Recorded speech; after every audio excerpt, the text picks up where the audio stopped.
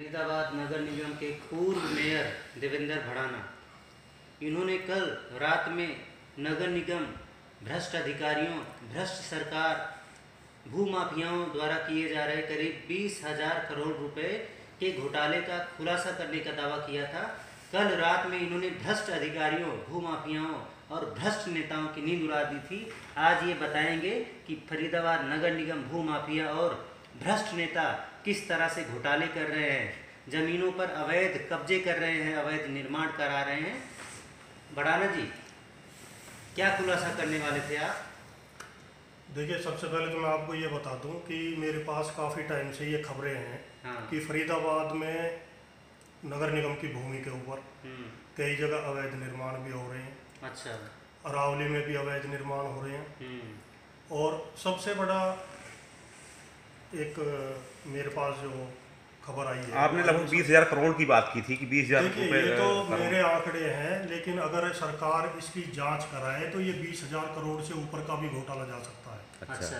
क्योंकि आपने देखा हो कि सूरजकुंड खोरी के पास में लगभग 100 एकड़ जमीन जो नगर निगम की है, जो रेवेन्यू रिकॉर्ड में नगर निगम उसका मालिक है। अच्छा। ये लगभग 100 एकड़ के करीब जमीन है, जो 2, 4, 5 एकड़ ऊपर या नीचे हो सकती है, और बिल्कुल दिल्ली के साथ सटी हुई ये जमीन है। अच्छा। इस जमीन को लगभग 2 तरफ से दिल्ली साथ लगती हुई है इस जमीन के। और यहाँ पर आज से नहीं, 2013 या 14 से यहाँ पर कुछ भूमाफिया जो इन्होंने 300 रुपये गज से बेचनी स्टार्ट की थी, और आज लगभग 30,000 रुपये गज तक ये भूमाफिया उस जमीन को बेच रहे हैं। कब शुरू की थी? ये लगभग 2014 में इन्होंने यहाँ पे काम स्टार्ट किया था। अच्छा। और इसमें कई भूमाफिया आए, कई चले गए। भूमाफिया बदलते रहे, जमीन वही रही है। अच्छा। और लुटने वाला बेचारा गरीब भी वही है। कितने फ्लैट बेच दिए हैं अब तक? नहीं, फ्लैट नहीं, यहाँ पर प्लॉट है लगभग 100 एकड़ में। आप अंदाजा लगा सकते हैं कि 50-50 गज के प्लॉट या 25-25, 30-30 गज के प्लॉट गरीब आदमियों को, जो बेचारे दिल्ली में इधर उधर छोटी मोटी नौकरी करके अपना किसी तरीके से अपने परिवार का पेट पालते हैं, गुजारा करते हैं।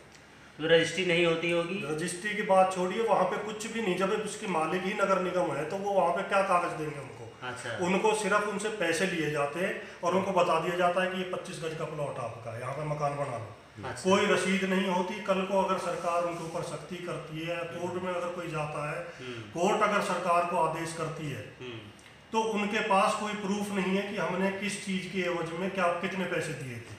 अच्छा। इसलिए भूमाफिया जितने भी हैं, ये अपना गिरेबान बचाने के लिए किसी प्रकार की कोई रसीद, कोई एग्रीमेंट कुछ भी नहीं करते। आपका कहना है जमीन है नगर निगम की, लेकिन फायदा उठा रहे हैं भूमाफिया और अधिकारियों को देते हैं कमीशन। देखिए, बगैर अधिकारियों की मिली भगत के, बगैर जो हमारे यहाँ पर जितने भी महकमे हैं, जिसमें आप वन विभाग कह लो, पुलिस विभाग कह लो, नगर निगम विभाग कह लो, डीटीपी इन्फोर्समेंट कह लो, इनकी बगैर मर्जी के, बगैर मिली भगत के 100 एकड़ जमीन के ऊपर कब्जा किसी कीमत पे नहीं हो सकता। ये आप भी जानते हैं, फरीदाबाद की जनता भी जानती है। ये कोई 150 गज का प्लॉट नहीं है कि आबादी के बीच में आ रहा है, किसी को पता नहीं है और उसने उसमें रातों रात कब्जा कर लिया। जिस प्रकार जैसे अभी हम देख रहे हैं हार्डवेयर चौक पे, मैं अखबारों में पढ़ता रहता हूँ, रात के टाइम में शटर लगा करके रातों रात काम कर लिया। ये उस टाइप का काम नहीं है। 100 एकड़ जमीन है। और 100 एकड़ की जमीन बगैर सरकार के अधिकारियों की मिली भगत के, बगैर राजनेताओं के मिली भगत के किसी भी कीमत पे नहीं कब्जाई जा सकती। अच्छा। और मजेदार बात एक और मैं आप लोगों को बताना चाहूंगा कि इस 100 एकड़ जमीन के ऊपर आज तिल रखने की भी जगह नहीं है। सारी जमीन बिक चुकी है। सारी जमीन बिक चुकी है। अच्छा। अब वहाँ पे रीसेल का भी काम चल रहा है। कोई प्लॉट बेच करके जा रहा है, जिसने ये 100 गज का 50 गज का प्लॉट लिया था, आज उसे पैसों की जरूरत है, उसको ये भूमाफिया पैसे पकड़ा देते हैं औने पौने में, और पैसे पकड़ा करके फिर ऊंचे रेटों में फिर किसी दूसरे को। अच्छा, पहले प्लॉट बेच के कमाए, अब घर बेचकर कमा रहे हैं। अब घर बेच करके कमा रहे हैं। और दूसरी बात, मेरी एक बात समझ में नहीं आती, एक तरफ तो नगर निगम छोटी मोटी जमीनों को खाली करा करके अपनी वाहवाही लूट रही है, दूसरी तरफ ये 100 एकड़ जमीन जो लोगों ने, भूमाफियाओं ने कब्जा करके लोगों को बेच दी, अपने घर बना लिए, अपने मकान बना लिए। आपको एक और बात बता दूं कि यहाँ पे कई भूमाफिया ऐसे हैं, या 2014 से और 2018 तक कई भूमाफिया आए जो यहाँ से नोट कमा करके चले गए। भूमाफिया समय समय पर बदलते रहते हैं। अच्छा। अब इन भूमाफियाओं ने क्या काम किया हुआ है कि वहाँ पे लोगों को ये अवैध शराब भी उपलब्ध कराते हैं, वहाँ सट्टा भी चलवाते हैं। अच्छा। हर प्रकार के 2 नंबर के जो धंधे हैं वो यहाँ पर होते हैं। अपराध वहाँ पर होते हैं। अपराध होते हैं। पुलिस क्या करती है? पुलिस वहाँ पर, देखिए, पुलिस की मैं आपको बता दूं कि जो भूमाफिया वहाँ पे पनप रहे हैं, जो वहाँ पे प्लॉट बेच रहे हैं, वो लोग बाग ज्यादातर थानों में बैठे पाते हैं। अच्छा। और मेरे को तो यहाँ तक भी पता चला है कि ये भूमाफिया अपनी मनपसंद का ही SHO थाने में लगवाते हैं। अच्छा। जो किसी भी प्रकार से उनके किसी काम में कोई बाधा ना डाले। क्या ये भूमाफिया इतने ताकतवर हैं कि ये राजनेताओं से भी जान पहचान रखते हैं और SHO बदलवा देखिए, देते हैं? ये एक आदमी का काम नहीं है 100 एकड़ जमीन पे कब्जा करना। ये बगैर राजनेताओं, जैसे मैं पहले भी कह चुका हूँ कि ये बगैर राजनेताओं के और बगैर अफसरों की मिली भगत के इतना बड़ा घोटाला हो ही नहीं सकता। अच्छा। अब लगभग कितने लोग वहाँ रहते होंगे? देखिए, आज की डेट में मेरा जहाँ तक अंदाजा है कि वहाँ पर कम से कम 24-25 हजार तो वोट ही वोट है। अच्छा।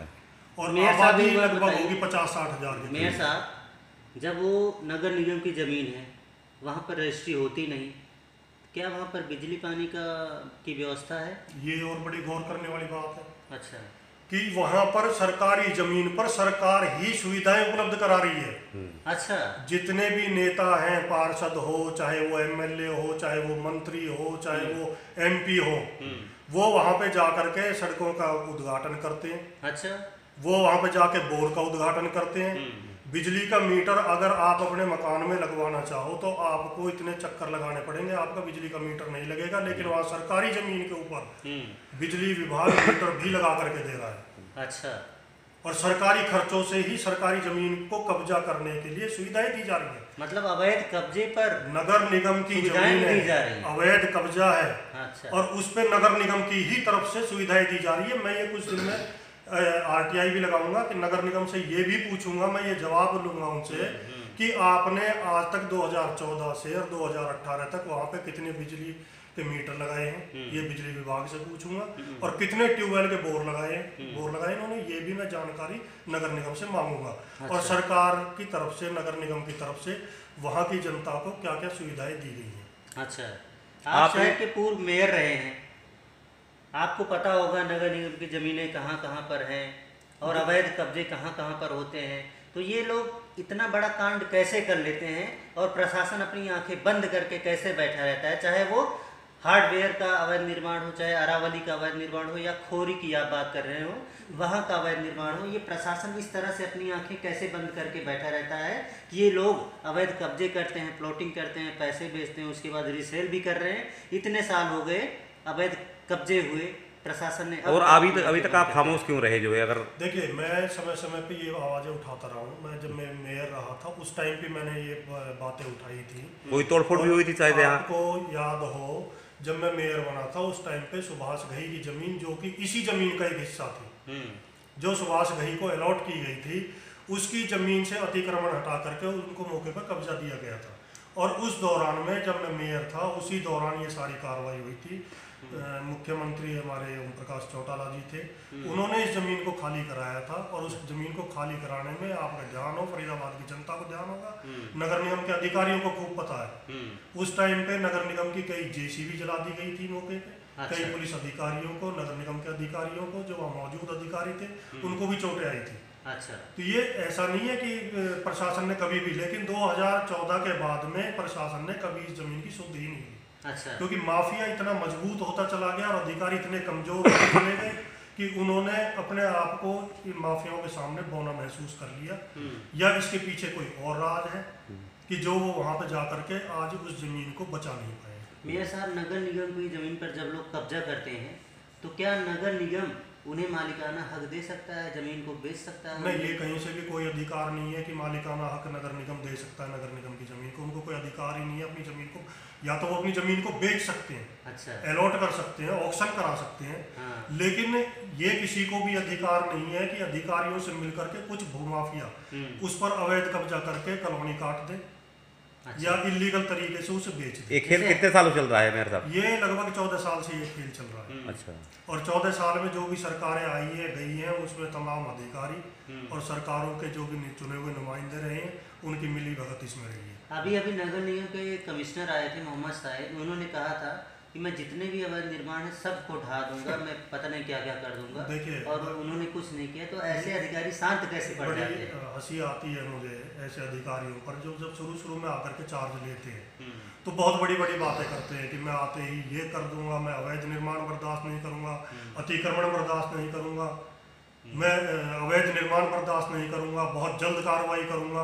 अब जैसे आपने देखा होगा नगर निगम के मोहम्मद शाहीन जी आए थे, नगर निगम के जो कमिश्नर है, उन्होंने आते ही सबसे पहले सूरजकुंड रोड का मुद्दा उठाया था, जो अवैध फार्म हाउस बने हुए हैं। अच्छा। बहुत जोर से उससे उन्होंने ये मुद्दा उठाया और उन्होंने ये भी कहा था कि बहुत जल्द इन पर कार्रवाई होगी। लेकिन जाते जाते वो ये मामला ये पेंडिंग करके चले गए कि भाई ये तो वन विभाग का मसला है, हमारा मसला नहीं है। मोहम्मद शाहीन जी आप एक सीनियर IAS अधिकारी थे, हैं अभी भी, लेकिन नगर निगम में नहीं है। लेकिन आपको ये पता नहीं था कि ये किसके अधिकार में आता है, किसके अधिकार में नहीं आता। ये आपको 1 साल बाद में पता चला कि ये वन विभाग के मामला है, ये वन विभाग का मसला है। अब वो भी यहाँ से पता नहीं क्यों आंखें मूंद करके चले गए, क्यों कार्रवाई नहीं की। मेयर साहब, हार्डवेयर चौक पर एक अवैध निर्माण हो रहा है, नगर निगम की टीम ने उसे कई बार गिराने की कोशिश की और कई बार वापस लौटाई। आज वहां पर दुकान भी खुल गई और जैन ट्रेडिंग कंपनी का बोर्ड भी लग गया है।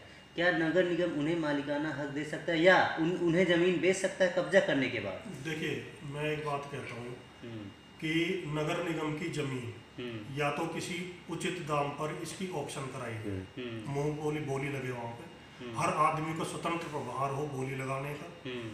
उस समय तो ये बेच सकते हैं उसको, उसकी ऑक्शन कर सकते हैं, एक सही वाजिब दाम जमीन के मिले तो ये दे सकते हैं, लेकिन कब्जाने के लिए किसी को नहीं दे सकते। ये सब जो आपने बताया अभी कि हार्डवेयर पर जो अवैध दुकानें बन रही हैं, ये वही मिली भगत, साठगांठ और राजनेताओं की ही मिली भगत से होते हैं काम। ये वैसे किसी की मर्जी से कोई अकेला आदमी कभी किसी जमीन पर कब्जा नहीं कर सकता, क्योंकि वहाँ रोड से बिल्कुल 2-3 मीटर सट कर वो दुकानें बनाई। ये मैं अखबारों में भी पढ़ता रहता हूँ, न्यूज़ चैनल पे भी देखता रहता हूँ कि वहाँ पे रातों रात काम भी चल रहा है। जब इतना होते हुए भी काम बंद नहीं हो रहा है तो आप अंदाजा लगा सकते हैं अच्छा कि ये माफिया लोग कितने मजबूत हैं, किस प्रकार से मजबूत हैं। इनको सरकार की, प्रशासन की कोई परवाह नहीं है, क्योंकि इनके सिर पर किसी ना किसी आका का हाथ है।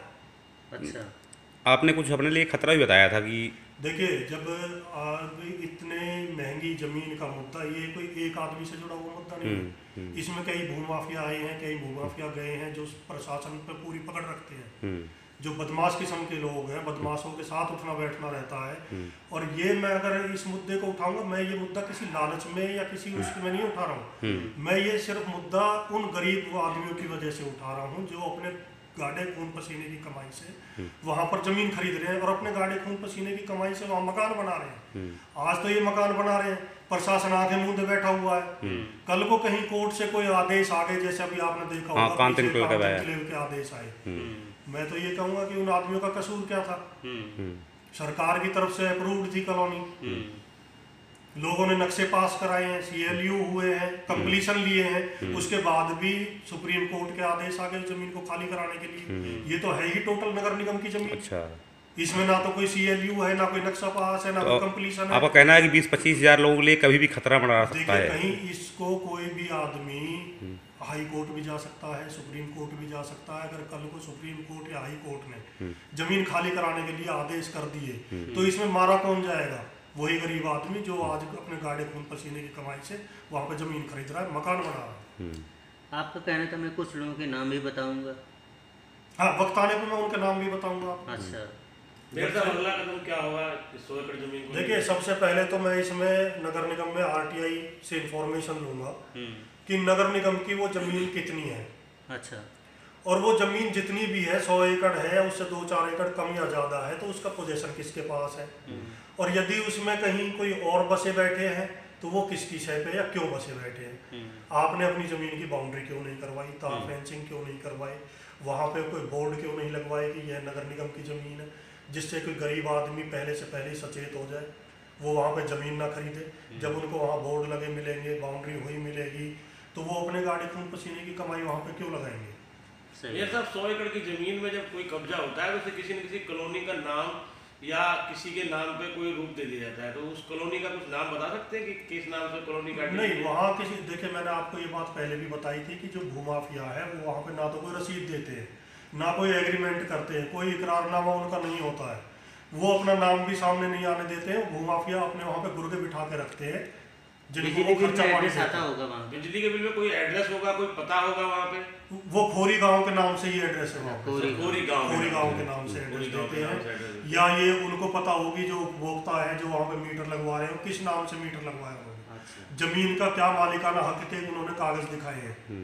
जब तक मालिकाना हक आपके पास नहीं है, आपके पास रजिस्ट्री नहीं है या उस जमीन की अटॉर्नी नहीं है, तो आप बिजली विभाग में या विद्युत निगम में अपने मीटर के लिए अप्लाई भी नहीं कर सकते। क्या वहाँ के लोगों का राशन कार्ड या आधार कार्ड या वोटर ये कार्ड? सब अधिकारियों की मिली भगत से वहाँ पे वोटर कार्ड भी बने हुए हैं, वहाँ पे राशन कार्ड भी बने हुए हैं, वहाँ पे आधार कार्ड भी बने हैं। जब वहाँ पे इतनी चीज़ों की सुविधा दी जा रही है तभी तो नगर निगम अपनी ही जमीन पर कब्जा करने के लिए वहाँ पे बोर भी करा रही है। अच्छा। और विद्युत निगम जो वहाँ पे मीटर भी लगा रहे हैं। और आने वाले कुछ टाइम में आप ये भी देख लेना कि इस नगर निगम के ही खर्चे पे नगर निगम की जमीन को कब्जाने के लिए वहाँ पे सड़कें भी बनाई जाएंगी, अच्छा। लोगों को सुविधा देने के नाम पर। और ये सब उद्घाटन हमारे यहाँ के चुने हुए नुमाइंदे ही कर रहे हैं। अच्छा। वो जब उनसे आप उनके 5 साल का लेखा जोखा मांगेंगे तो वो यही कहेंगे कि हमने इतने बोर यहाँ कराए, हमने इतने बोर लकड़पुर गांव में कराए, हमने इतने बोर लकड़पुर अनंतपुर गांव में कराए, इतने बोर हमने खोरी में कराए। अच्छा। ये भी अपनी उसको उपलब्धि बताते हुए बताएंगे कि नगर निगम की जमीन पे कब्जा करा करके उन्होंने जो वहाँ पे बोर कराए उसको भी अपनी उपलब्धि बताएंगे। अब आप चाहते क्या हैं यार साहब? देखिए, मैं तो ये सबसे पहले तो नगर निगम से इसकी जानकारी लूँगा कि ये जो आज तक जो भी सारा खेल खेला गया है ये किसके इशारे पे खेला गया, इसमें किन किन अधिकारियों की मिलीभगत रही है। जो नगर निगम के पटवारी हैं जिनकी जिम्मेवारी बनती है अपनी जगह को चिन्हित करने की, उसकी रखवाली करने की, उन अधिकारियों ने इतनी बड़ी जमीन पर कब्जा कैसे हो जाने दिया। और अगर जरूरत पड़ी तो मैं इस मामले को लेकर के हाई कोर्ट में भी जाऊंगा कि जिससे जो गरीब आदमी है ये अपने खून पसीने की कमाई है वो यहाँ पे भूमाफियाओं का हाथ। आपने कल लिखा था कि मेरी जान को खतरा भी हो सकता है। हाँ, मैंने बताया ना आपको, ये जितने भी भूमाफिया हैं जब इनको हजारों करोड़ रुपए का या आगे भी आने वाले टाइम में ये एक बात और मैं आपको बता दूं, नगर निगम ये जमीन खाली करा करके शासन प्रशासन सरकार अगर ये जमीन खाली करा करके इस पे बाउंड्री नहीं कराएगी या तार फेंसिंग नहीं कराएगी, इसको अपने कब्जे में नहीं लेगी, इस जमीन की अगर रखवाली नहीं करेगी तो ये दोबारा से कुछ भूमाफिया फिर पनप जाएंगे, इसको जमीन को फिर नए सिरे से बेचेंगे। जमीन वही होगी, भूमाफिया नए आएंगे और ग्राहक नए आएंगे, फिर बेचारी दोबारा से ये गरीब। आपका कहना है ये जमीन नगर निगम को खाली करवा कर उसे बेचना चाहिए और पैसे सरकारी खजाने में जमा होने देखिए, चाहिए। जिस प्रकार से इन्होंने सुभाष घई जी को जमीन दी थी, अलॉट की थी या ऑक्शन में दी थी, उसी प्रकार से ये जमीन बेशकीमती जमीन है। नगर निगम का खाली खजाना जो ये अधिकारी चिल्लाते रहते हैं कि नगर निगम का खजाना खाली है, सरकार चिल्लाती रहती है हमारे पास सोर्स ऑफ इनकम कुछ नहीं है, इतनी बेशकीमती जमीन है, हजारों करोड़ रुपए, कई साल का बजट। आपका कहना है अगर ये जमीनें नगर निगम ने खुद बेची होती तो आज उसके खजाने में 20,000 करोड़ रुपए जमा होते। आज नगर निगम हरियाणा के अंदर जितनी भी नगर निगम है, चाहे वो गुड़गांव समेत फरीदाबाद के नगर निगम के पास इतना पैसा होता कि फरीदाबाद को ये बिल्कुल चमका देते। यानी 20,000 करोड़ का नुकसान हो गया फरीदाबाद की जनता देखिए, का। नुकसान तो ये 20,000 करोड़ का सरकार को नहीं हुआ है। सरकार की तो जमीन है, सरकार जब चाहे, सरकार के पास क्या चीज नहीं है, सरकार के पास तंत्र है, शासन है, पावर है, सब चीज है। तो लेकिन जो गरीब आदमी जो अब भी लुट रहे हैं, मैं उन गरीब आदमियों के जो पैसा माफियाओं के हाथ में जा रहा है, चंद माफियाओं के हाथ में जा रहा है, इसको रोकना बहुत जरूरी है। ठीक है मेयर साहब, देखते हैं आप और क्या एक्शन लेते हैं। ये बात मैं और बता रहा हूँ कि आज मैंने ये मुद्दा उठाया है और कल को मैं इस मुद्दे को भी उठाता रहूंगा, अरावली के मुद्दे भी उठाता रहूंगा। जो हार्डवेयर पे जो इलीगल कंस्ट्रक्शन हो रही है या सूरज कुंड रोड पे जो इलीगल कंस्ट्रक्शन हो रही है, मैं समय समय पर सारे मुद्दे उठाता रहूंगा। और मेरा कोई भी मुद्दा ऐसा नहीं होगा कि जिसका कोई आधार ना हो। हर मुद्दे मेरे आधार सहित होंगे, सबके सबूत आपके पास, सबके सबूत। इसमें तो सबूत की कोई जरूरत ही नहीं है, इसमें तो सिर्फ आरटीआई से इंफॉर्मेशन लेने एक कागजी सबूत चाहिए। ये तो नगर निगम के अधिकारियों को भी पता है जमीन किसकी है। सही बात है। ये तो आप बजाय मेरे से सबूत मांगने के, तो आप नगर निगम से मांग सकते हैं कि खोरी में जितनी भी अवैध निर्माण हुए पड़े हैं, वो जो जमीन है वो किसकी जमीन है, क्या देवेंद्र भड़ाना की है, किसी पर्सनल आदमी की है, या सरकार की है, और सरकार की है तो किस डिपार्टमेंट? भड़ाना जी, आप पूर्व मेयर रहे हैं, आपको पता होगा नगर निगम की जमीनें कहाँ कहाँ पर हैं, क्या आप बता सकते हैं और कहाँ कहाँ पर अवैध कब्जे? नगर निगम की जमीन इतना बड़ा टुकड़ा कहीं पूरे फरीदाबाद में नहीं है। अच्छा। नगर निगम के बहुत 200 300 गज के भी टुकड़े हैं जो उच्च अधिकारियों की नजर में नहीं है। अच्छा। या जो मेयर की नजर में भी नहीं हो सकते हैं। ये पटवारी लेवल का अधिकारी बता सकता है कि नगर निगम की जमीन कहाँ कहाँ है। जो नगर निगम का पटवारी है, जो जोन वाइज पटवारी हैं, उनके पास सारी इंफॉर्मेशन है। अच्छा। चाहे वो 100 गज का प्लॉट है, नगर निगम का है तो उनको पता है, उनको पता है। लेकिन ये जो मोटी मोटी जमीन है, 100 एकड़ की जमीन, ये तो हर अधिकारी को पता है, नीचे से लेकर के और ऊपर तक। ये हर महकमे को पता है। नगर निगम के अलावा भी जो महकमे हैं, पुलिस डिपार्टमेंट है, फॉरेस्ट डिपार्टमेंट है, डीटीपी इन्फोर्समेंट है, इन सबको पता है। ठीक है भड़ाना जी, आप कार्रवाई कीजिए, सबूत निकालिए, आरटीआई कीजिए। बिल्कुल मैं सबूत निकालूंगा। और ये मुझे इतना भी पता है, ये मैं आपके चैनल के माध्यम से भी ये बात कहना चाहता हूँ कि मेरी आवाज़ को दबाने के लिए ये मेरे पर झूठे सच्चे मुकदमे किसी भी प्रकार के, मेरे को तंग करने की नीयत से, मुझे हरास करने के लिए, मुझे चुप बिठाने के लिए सरकार के अधिकारी कोई भी हथकंडा अपना सकते हैं। आप पहले भी खुलासे करने वाले थे, लेकिन पता चला कि आपको मतलब ठीक उठा लिया गया रातों रात, जेल भेज देखिए, दिया जब गया। कभी भी ये सिर्फ मेरे साथ नहीं है, कोई भी व्यक्ति, चाहे वो पत्रकार हो, चाहे वो मीडिया से संबंध रखता हो, इलेक्ट्रॉनिक मीडिया का अधिकारी हो, या कोई भी हो, जो कोई आदमी सरकार प्रशासन के खिलाफ खुले तौर पे आवाज उठाते हैं, किसी ना किसी तरीके से, आप भी जानते होंगे, किसी ना किसी तरीके से उसकी आवाज को दबाने की कोशिश की जाती है। सही बात है। और मैंने भी कभी, जो हमारे कुछ घरेलू झगड़े हैं जो मेरे भाई के साथ में या मेरे पिता के साथ में चल रहे हैं, ये उनकी आड़ लेकर के, उनको भड़का करके मेरे ऊपर झूठा सच्चा मुकदमा दर्ज करा करके जेल भेज देते हैं। मतलब परेशान किया और जाता है। परेशान किया जाता है, और ये धमकी भी दी जाती है, अगर तू बोलेगा तो तेरे भाई से कह करके कि नई दरखास्त लेंगे, और उस पर चाहे वो झूठी है सच्ची है, मुकदमा दर्ज कर देंगे। अच्छा। या मेरे खिलाफ अगर कोई आदमी है, उसको बुलाएंगे, उसको बुला करके कहेंगे देवेंद्र के खिलाफ एक दरखास्त दे दें। आप इतना, चाहे वो झूठी है, अधिकारियों को पता है ये झूठी दरखास्त है, वो खुद कहते हैं इस बात को कि हमें पता है झूठी है, लेकिन ठीक है फिर भी भड़ाना उसको जी, काम- आप इतना कष्ट सहते हुए भी अन्याय के खिलाफ, भ्रष्टाचार के खिलाफ बोल रहे हैं, हम आपको शुभकामनाएं देते हैं। और देखिए, ऐसे आगे मैं आपको ये भी बता दूं कि फरीदाबाद के अंदर बहुत कम ऐसे लोग बाग हैं जो फरीदाबाद की जनता के हित में आवाज़ उठाना चाहते हैं। उसमें हमारे एक भाई भी है, एल एन पराशर जी, सीनियर अधिवक्ता है सेक्टर 12 में। अच्छा। वो भी समय समय पर अरावली के मामले में मामला उठाते रहते हैं। मैं उनसे भी अपील करूंगा, और आप लोगों से भी अपील करूंगा कि मेरा इस मुहिम में मेरा सहयोग करें।